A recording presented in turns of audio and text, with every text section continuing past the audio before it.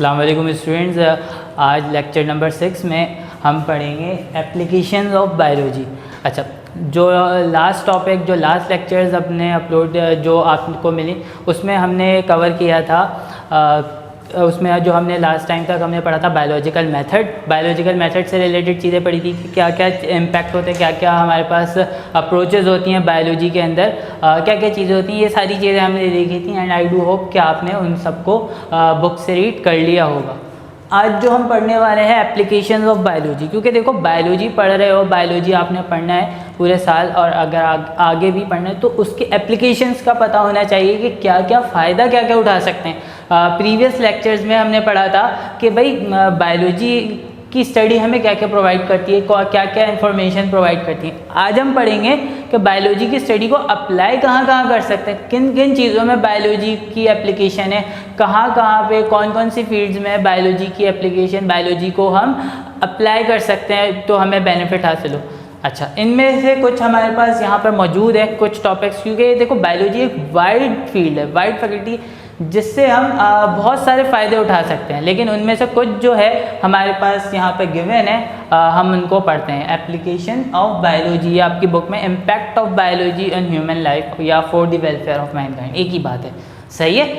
First one है हमारे पास production of food, सही है। प्रोडक्शन ऑफ, अब कैसे फूड की प्रोडक्शन कर सकते हैं, देखो होता ये है कि नॉर्मली जो फूड हमें मिल रहा होता है ऑब्वियसली वो तो प्लांट से, एनिमल से मिल रहा होता है, लेकिन बायोलॉजिकली हमारे पास बहुत से इम्पैक्ट हैं कि हम अपनी फूड की प्रोडक्शन को बढ़ा सकते हैं, और ना सिर्फ बढ़ा सकते हैं बल्कि उसको काफ़ी हद तक मिरेकलसली उसको हम मॉडिफाई भी कर सकते हैं, बहुत सारी मॉडिफिकेशन कर सकते हैं। बायोलॉजी को यूज़ करके, बायोलॉजी की एप्लीकेशन से हम बहुत सारी मॉडिफिकेशन, बहुत सारी एप्लीकेशन कर सकते हैं। क्या क्या कर सकते हैं, देखो होता ये है कि हमारे पास डिफरेंट वैरायटीज़ होती हैं फूड की। हम अच्छा बहुत क्या कहते हैं, हमारा एक एग्जांपल, बहुत फेमस एग्जांपल है, हम डिफरेंट वैरायटी जो प्रोड्यूस करवा रहे होते हैं ना बायोलॉजी के इम्पैक्ट से, कैसे करवाते हैं। कुछ लोकल मेथड भी बताता हूँ, कुछ साइंटिफिक, कुछ मॉडर्नाइज्ड मेथड भी मैं आपको बताऊँगा। देखो फॉर एग्जांपल एक लोकल मेथड ये है कि बायोलॉजी को ही यूज़ कर रहे हैं आर्टिफिशियली। जैसे कि हम क्या कर रहे होते हैं, जो हमारे पास फ्रूट सेलर्स होते हैं वो क्या करते हैं, जो फ्रूट्स को निकाला, कच्चे फल थोड़े दरख्त से, उसके बाद क्या करते हैं उसको कार्बाइड पाउडर के साथ रख देते हैं, ताकि होता ये है कि वो उससे फिर फल जो है जो फ्रूट है वो रिपेंड हो जाते हैं, पक जाते हैं फल। बेसिकली होता ये है कि नॉर्मली जो नॉर्मल प्लांट में जो रिपेनिंग हो रही होती है वो भी इसी तरह से होती है, लेकिन होता ये है कि कार्बाइड सिक्रीशन, इथीन की सिक्रीशन प्लांट खुद करता है और वो फल पक जाते हैं, वो फ्रूट की राइपनिंग हो जाती है, लेकिन हम यहाँ पर आर्टिफिशियली कर रहे होते हैं। अच्छा, ये तो एक लोकल और काफ़ी अरसे से चलने वाला मेथड है। इसके अलावा हम बहुत सारी वेराइटीज़ बना लेते हैं, जैसे कि मैंगो की एक वेराइटी अनवेनेडॉल, जो आम होता है, जो आम मैंगोज़ होते हैं, काफ़ी ज़्यादा उनका टेस्ट भी बहुत अच्छा होता है, बहुत अच्छी क्वालिटी के मैंगोज़ होते हैं वो। ये क्या होता है, ये नेचुरली नहीं होते, ये हमारे बनाए हुए हैं, सही है, हमने इसकी मॉडिफिकेशन हमने की है, सही है, बायोलॉजिकली।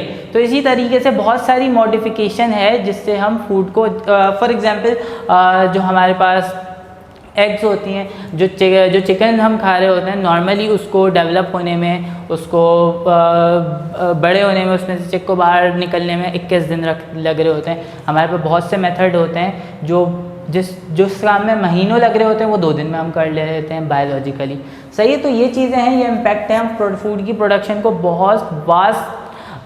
बहुत मिरेकलसली हम फूड की प्रोडक्शन बढ़ा रहे हैं, ना सिर्फ बढ़ा रहे हैं बल्कि उसको मॉडिफाई भी कर रहे हैं, कहीं पे क्वालिटी इंक्रीज़ कर रहे हैं, कहीं पे कुछ डिक्रीमेंट भी हो रही होती है।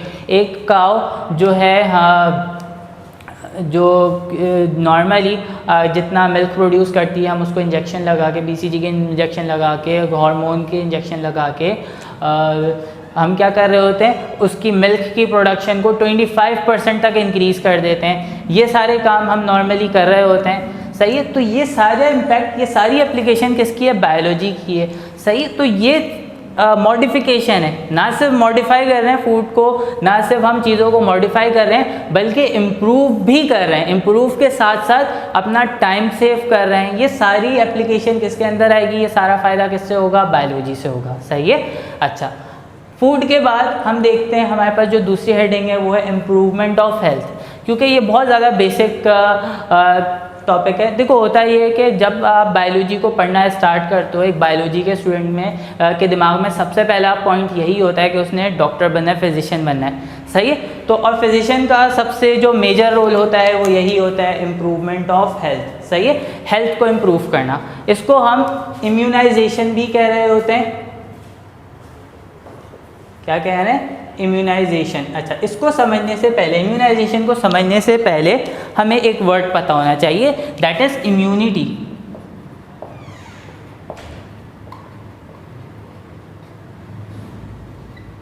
इम्यूनिटी क्या है? सही है, इम्यूनिटी क्या है? इम्यूनिटी को अगर हम इसकी उर्दू मीनिंग देखें, इसको उर्दू में तर्जुमा करें, इम्यूनिटी का मतलब है कुव्वत मुदाफ़िया। अच्छा, मतलब क्या है? इसका मतलब है डिजीज़ से लड़ने की जो सलाहियत होती है बॉडी की, वो क्या कहलाती है? Immunity. The capability of body to combat against disease is called immunity. Immunity body की वो सलाहियत जिससे इंसान बीमारियों का मुकाबला करता है। समझ में आ रही बात? इम्यूनिटी। अच्छा, अब हमारे पास इम्प्रूवमेंट ऑफ हेल्थ के हमारे पास डिफरेंट मेथड्स होते हैं, सही है। अच्छा, अब एक और बात, नॉर्मली क्या होता है जब कोई बीमारी कैसे फैलती है, किस तरीके से फैलती है? इनफैक्ट डिफरेंट टाइप के डिजीज़ होती हैं, या तो कुछ डिसऑर्डर्स होते हैं। फॉर एग्जांपल आइज़ है, आई साइट वीक हो जाए, ये डिसऑर्डर है। ऑर्गन का काम करना बंद कर देना, ऑर्गन के फंक्शन का कम हो जाना, ये डिसऑर्डर है, ये फिजियोलॉजिकल डिसऑर्डर है। कुछ ऐसे डिसऑर्डर्स होते हैं जो पैथोजन कॉज कर रहा होता है। पैथोजन किसे कहते हैं? पैथोजन का मतलब क्या होता है? ऑर्गेनिज्म दैट कॉज डिजीजेस, यानी बीमारी फैलाने वाले जो ऑर्गेनिज्म्स होते हैं, जिसमें वायरस है, जिसमें बैक्टीरिया है, ये सारे ऑर्गेनिज्म जो है पैथोजन है, सही है। अब अगर ये बॉडी में आएंगे तो इस तरह की डिजीज़ को हम कहेंगे इन्फेक्शियस डिजीज़। जब कभी भी बॉडी में कोई पैथोजन आता है, हमारी इम्यूनिटी एक्टिवेट हो जाती है, हमारा इम्यून सिस्टम जो है एक्टिवेट हो जाता है। The system which provide immunity is called immune system. जो सिस्टम इम्यूनिटी प्रोवाइड कर रहा है वो इम्यून सिस्टम है। तो इम्यून सिस्टम एक्टिवेट हो जाता है, पैथोजन आके बॉडी पे अटैक करती है, इम्यून सिस्टम क्या करेगा? इम्यून सिस्टम इस पैथोजन पे अटैक करेगा। अब जो ज़्यादा ताकतवर होगा वो जीत जाएगा, वो विन कर जाएगा। अब अगर इम्यून सिस्टम इतना स्ट्रांग है कि वो पैथोजन को ख़त्म कर सकता है तो डिजीज़ हमें नहीं होगी, सही है। लेकिन अगर पैथोजन ज़्यादा स्ट्रांग है, हमारे इम्यून सिस्टम को इफेक्ट करेगा, अब क्या होगा? अब डिजीज़ होगी और हमारी बॉडी इन्फेक्ट कर जाएगी। समझ में आ रही है बात? तो ये चीज़ें होती हैं। अब सम टाइम अगर जब पैथोजन इतना स्ट्रांग है तो हमें क्या करना पड़ेगा? हमें आर्टिफिशियली हेल्प, हमें बाहर से मदद लेनी पड़ेगी। किसके ज़रिए से? इम्यूनाइजेशन के ज़रिए से। इम्यूनाइजेशन के ज़रिए से the process which improve our immunity is called immunization, सही है। वो प्रोसेस जो हमारी इम्यूनिटी को इम्प्रूव कर दे। क्या क्या ज़राए होते हैं? सबसे पहला एक ज़रिया है वैक्सीनेशन का।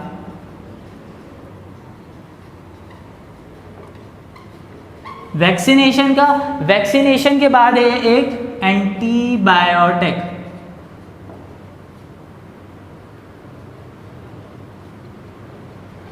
सही है, वैक्सीनेशन, एंटीबायोटिक। थोड़ा सा एक लाइन में हम इसको जल्दी से जल्दी समझते हैं वैक्सीनेशन क्या है। वैक्सीनेशन को ज़रा समझने की कोशिश करना। देखो हमारी बॉडी है ना, हमारी बॉडी में कोई भी बैक्टीरिया आए, कोई भी वायरस आए, हमारी बॉडी उसको क्या समझती है? ये एंटीजन है। या कोई भी दूसरा पैथोजन आएगा, हमारी बॉडी ने उसको क्या समझना है? एंटीजन है। एंटीजन क्या मतलब होता है? एंटीजन बेसिकली जिस तरह से हमारी बॉडी में हमारा फेस लगा हुआ है, इसी तरह से बैक्टीरियल सेल में, वायरल सेल में कुछ प्रोटीन्स होते हैं जिसको एंटीजन कहते हैं। हमारी बॉडी उसके ज़रिए से उसको रिकॉग्नाइज करती है, सही है। अब बॉडी के अंदर के जितने सिस्टम है ना, बॉडी ने अपने सिस्टम को रिकॉग्नाइज किया हुआ है, तो उसके ऊपर अटैक हमारा इम्यून सिस्टम नहीं करता। लेकिन बैक्टीरिया कोई बाहर से कोई सेल एंटर होगा तो इम्यून सिस्टम उसके ऊपर अटैक करेगा। कैसे अटैक करेगा? एंटीजन जब भी आएगा, एंटीजन के अगेंस्ट हमारा इम्यून सिस्टम क्या करेगा? एंटीबॉडी बनाएगा। क्या बनाएगा? एंटीबॉडी। एंटीबॉडी ने क्या करना है? इस एंटीजन को किल कर देना है, सही है। एंटीजन ने क्या करना है? सही है। अच्छा, अब होता ये है कि एंटीबॉडी बनाने के लिए इस एंटीजन को पहचानना ज़रूरी है। इस एंटीजन को पहचानेंगे फिर एंटीबॉडी बनाएंगे। तो जब तक इम्यून सिस्टम इस एंटीजन को पहचानता है, एंटीजन ये बैक्टीरिया ये वायरस हमारी बॉडी को इन्फेक्ट कर देता है। सही है। वैक्सीनेशन में हम क्या करते हैं, वैक्सीनेशन में ऐसे बैक्टीरिया ऐसे वायरस जो डिजीज़ कॉज करते हैं उसको यूँ समझ लो वैक्सीनेशन बीमार होने से पहले दी जाती है। अब कभी करते हो क्या ऐसा कि अभी बीमारी नहीं हुई, चलो इन फ्यूचर ना हो जाए हम दवा खा लेते हैं, ऐसा किया है कभी? ऑब्वियसली किया है। कब किया है? पोलियो के ड्रॉप्स पिए। अब पोलियो के ड्रॉप्स पी रहे होते हैं जो बच्चे, आपने पिए, मैंने पिए, सबने पिए, तो इसका मतलब ये तो नहीं है कि हम सबको पोलियो था इसलिए पोलियो के ड्रॉप्स पिए। इसलिए पिए ना ताकि इन फ्यूचर पोलियो ना हो जाए। तो अब होता क्या है वैक्सीनेशन में, हम ऐसे बैक्टीरिया, फॉर एग्जांपल पोलियो का वायरस है, पोलियो के वायरस में या फिर कोई बैक्टीरिया, कोई टाइफाइड का बैक्टीरिया, हम क्या करते हैं टॉक्सिकोफोर ग्रुप निकाल लेते हैं। टॉक्सिकोफोर ग्रुप किसी भी बैक्टीरिया किसी भी वायरस में जो डिजीज कॉजिंग एलिमेंट होता है वो क्या कहलाता है? टॉक्सिकोफोर ग्रुप। जैसे सांप में से, स्नेक में से उसके वेनम को, उसके जहर को निकाल लो तो अब उस स्नेक के काटने से कोई असर नहीं होगा। सही है। लेकिन फॉर एग्जांपल एक इंसान है जो स्नेक से बहुत डरता है कि भाई अगर ये स्नेक काट लिया तो जहर फैल जाएगा, अगर स्नेक का जहर निकाल के उसके ऊपर डालोगे तो उसको असर, अगर स्नेक के काटने से उसको असर नहीं होगा लेकिन उसका डर ज़रूर ख़त्म हो जाएगा। In the same way bacteria virus, जब कभी भी हम क्या करते हैं वैक्सीनेशन में डिफरेंट मेथड के ज़रिए से इनके टॉक्सिकोफोर ग्रुप को निकाल लेते हैं। जब बैक्टीरिया से टॉक्सिकोफोर ग्रुप निकाल लिया तो अब ये किसी काम का नहीं है। क्यों नहीं है? क्योंकि अब ये बीमारी फैला ही नहीं सकता। क्यों नहीं फैला सकता? क्योंकि इसको बीमारी फैलाने के लिए इसकी बॉडी के अंदर जो टूल था वो तो हमने निकाल लिया है। अब क्या होगा? अब इस बैक्टीरिया को, इस वायरस को बॉडी में इंजेक्ट करेंगे, बॉडी में इंसर्ट करेंगे। जब बॉडी में ये जाएगा, जाने के बाद बॉडी को तो नहीं पता कि इसके अंदर टॉक्सिकोफोर ग्रुप है या नहीं है। बॉडी तो इसके एंटीजन को देखेगा और एंटीबॉडी को बनाएगा। तो जब तक हमारी बॉडी इसको पहचानेगी, एंटीबॉडी बनाएगी, उस वक्त तक ये बैक्टीरिया कुछ नहीं कर सकता। हमारी बॉडी एंटीबॉडी बना लेगी, बनाने के बाद इस बैक्टीरिया को भी ख़त्म कर देगी जो हमने आर्टिफिशियली डाला था। एंटीबॉडी पहले से रेडी है। अब कभी इन फ्यूचर अगर कभी ये बैक्टीरिया, कभी ये वायरस रियल में आएगा बॉडी में, तो हमारी बॉडी को उसको पहचानने में टाइम लगाने की ज़रूरत नहीं पड़ेगी। पहले से एंटीबॉडी तैयार है, जैसे ही बैक्टीरिया आएगा उसके ऊपर अटैक किया जाएगा, उसको ख़त्म कर दिया जाएगा। इन द सेम वे के पोलियो के ड्रॉप्स भी हैं, हमारी बॉडी के अंदर पोलियो की एंटीबॉडी तैयार है। अब कभी भी पोलियो का वायरस बॉडी में आता है ना तो हमारी बॉडी पहले से ही उसको किल कर देती है, उसको मौका नहीं देती। समझ में आ रही है बात? तो ये होता है वैक्सीनेशन। एंटीबायोटिक्स क्या होते हैं? एंटीबायोटिक्स कुछ ऐसे केमिकल्स होते हैं जो बीमारी होने के बाद दी जाती है। फॉर एग्जाम्पल कोई मलेरिया की बीमारी हमने लास्ट टाइम डिस्कस की थी, बीमारी हो गई, अब उसको ट्रीट कैसे करें? पहले ट्रीट करने के लिए पहले उसके कॉज को ख़त्म करना है, उस ऑर्गेनिज्म को ख़त्म करना है। तो ऐसे केमिकल जो ऑर्गेनिज्म को, इन्फेक्शियस एजेंट को ख़त्म करें वो क्या कहलाता है? एंटीबायोटिक्स कहलाते हैं। एंटी का मतलब अगेंस्ट, बायोटिक का मतलब ऑर्गेनिज्म। सही है। अब अगर वायरस के अगेंस्ट दे रहे हैं तो एंटीवायरल, बैक्टीरिया के अगेंस्ट दे रहे हैं तो एंटीबैक्टीरियल, फंजाई के अगेंस्ट दे रहे हैं एंटीफंगल, ये सारी चीज़ें होती हैं। सही है। तो ये कुछ मेथड्स हैं हमारे पास इम्यूनाइजेशन के।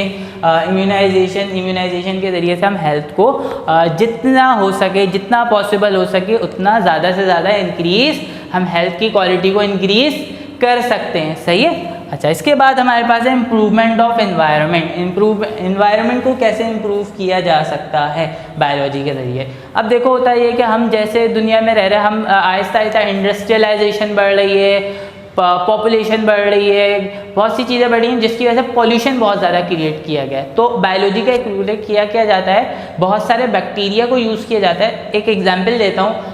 एग्जांपल में क्या है, इंडस्ट्री वाले क्या कर रहे होते हैं, अपना सारा का सारा कचरा जो भी है, वेस्ट मटेरियल सारा समंदर में डाल रहे होते हैं, जिससे सी लाइफ जो है इफेक्ट कर रही होती है। फिर जब हम सी फूड खाते हैं तो वो इन्फेक्शन हमारे अंदर आता है, डिफरेंट टाइप की बीमारियाँ हो रही होती हैं, हमें डिजीज़ हो रही होती हैं। तो अब क्या करते हैं, हम क्या कर सकते हैं, दूसरे कंट्रीज़ में, पाकिस्तान में तो खैर अभी ये चीज़ें बहुत कम होती हैं लेकिन फिर भी होती हैं, इट डजंट मीन कि नहीं होती, लेकिन कम होती है। दूसरी कंट्रीज़ वाले क्या करते हैं, बैक्टीरिया को इतना मॉडिफाई कर लेते हैं वो। अब जब वेस्ट मटेरियल आता है ना, इससे पहले कि वो सी फूड को गंदा करे, बैक्टीरिया ऐसे मॉडिफाइड बैक्टीरिया प्रोड्यूस कर लिए गए जिससे उन्होंने क्या करना है, उन बैक्टीरिया ने जितना भी सेवेज का जितना भी वेस्ट मटेरियल होता है उनको डिकम्पोज कर देना है। सही है, क्योंकि हम आगे जाके पढ़ेंगे bacteria are the major decomposer of ecosystem, क्योंकि सारे कंपाउंड को, सारे एलिमेंट्स को बैक्टीरिया क्या करता है, डिकम्पोज कर देता है। बैक्टीरिया डिकम्पोजर है, तो जितना वेस्ट मटेरियल, जितना जो भी हार्मफुल टॉक्सिक मटेरियल इंडस्ट्री से जो एनवायरनमेंट में आ रहा होता है, तो बायोलॉजिकल टेक्निक्स को यूज़ करके, बैक्टीरिया को यूज़ करके हम उन सारे सेवरेज मटेरियल्स को डिकम्पोज कर सकते हैं। Last one, genetics engineering. सही है, जेनेटिक्स इंजीनियरिंग इसके नाम से तो बेसिकली शायद आपको ये लग रहा हो कि ये किसी डिग्री का नाम है, बट बेसिकली ऐसा नहीं होता।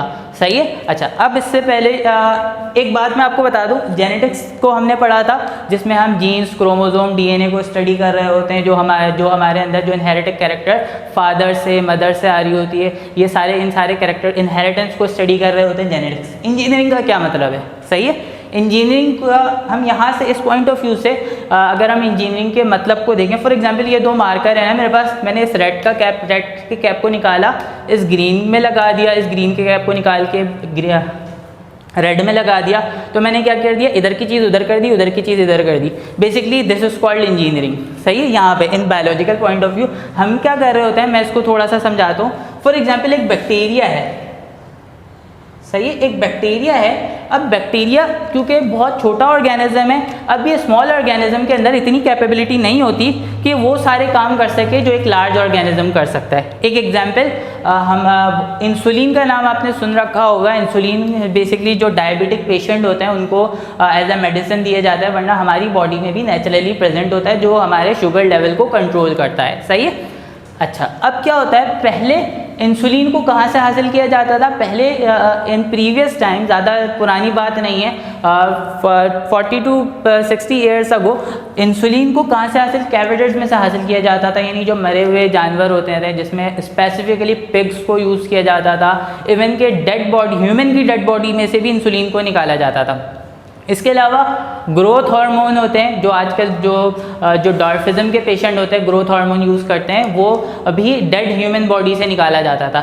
एक और बात, अब उसकी रिक्वायरमेंट बहुत ज़्यादा होती थी। फॉर एग्जांपल एक ग्रोथ हार्मोन जो होते हैं ना, वो 40 ह्यूमन की डेड बॉडी से ग्रोथ हार्मोन निकालेंगे तो एक डोज बनेगा, उसका एक वक्त की मेडिसिन बनेगी।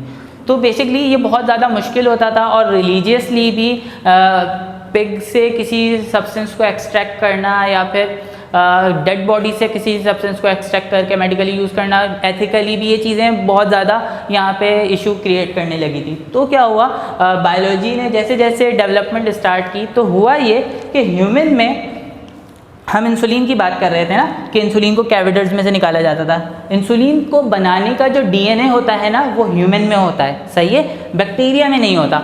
हम क्या करते हैं, जैसे मैंने बताया कि अगर मैं ये ग्रीन का कैप निकाल के रेड में लगा दूं, रेड का कैप निकाल के ग्रीन में लगा दूं, दैट इज़ इंजीनियरिंग। तो होता क्या है, हमने क्या किया, साइंटिस्ट ने क्या किया, ह्यूमन में से जो इंसुलिन का डीएनए है वो निकाल लिया। निकालने के बाद उसको बैक्टीरिया में लगा दिया। कैसे लगाया, क्या लगाया, इतनी डिटेल्ड हमारे कोर्स में इस वक्त नहीं है। सही है, लेकिन जब आप लोग आगे जाओगे फर्स्ट ईयर सेकेंड ईयर में, तो इसकी डिटेल भी पढ़ोगे। लेकिन फिलहाल बस इतना याद रखो कि किया क्या गया, ह्यूमन में से डीएनए निकाला। कौन सा डीएनए निकाला? वो डीएनए जो इंसुलिन प्रोड्यूस करने के लिए था, वो डीएनए निकाल के बैक्टीरिया में इंसर्ट कर दिया। अब बैक्टीरिया में इंसर्ट कर दिया, बैक्टीरिया की ग्रोथ करवाई। अब जब बैक्टीरिया ग्रो करेगा, वो क्या करेगा, इंसुलिन प्रोड्यूस करना भी स्टार्ट हो जाएगा। समझ में आ रही बात? तो ये कहलाता है, इस तरह की जो टेक्निक्स होती हैं जिसमें हम डीएनए को एक जगह से निकाल के दूसरी जगह लगा रहे होते हैं, उसको यूज़ करते हैं ताकि हम इम्प्रूवमेंट कर सकें, हम जीन क्वालिटी को इम्प्रूव कर सकें। तो ये कहलाता है जेनेटिक्स इंजीनियरिंग, या हम इसका एक और नाम है जिसको हम कहते हैं रिकॉम्बिनेंट डीएनए टेक्नोलॉजी। हम इसको कहते हैं रिकॉम्बिनेंट। रिकॉम्बिनेंट का मतलब है दो चीज़ों को ज्वाइन कर देना। सही है, डीएनए वो दो चीज़ें जो ज्वाइन कर रहे हैं वो क्या है, डीएनए है, टेक्नोलॉजी यानी मेथड। सही है, technology, recombinant DNA technology. Basically इस जेनेटिक्स इंजीनियरिंग का जो दूसरा नाम है वो है रिकॉम्बिनेंट डीएनए टेक्नोलॉजी, या हम इसको आरडीएनए टेक्नोलॉजी भी कहते हैं।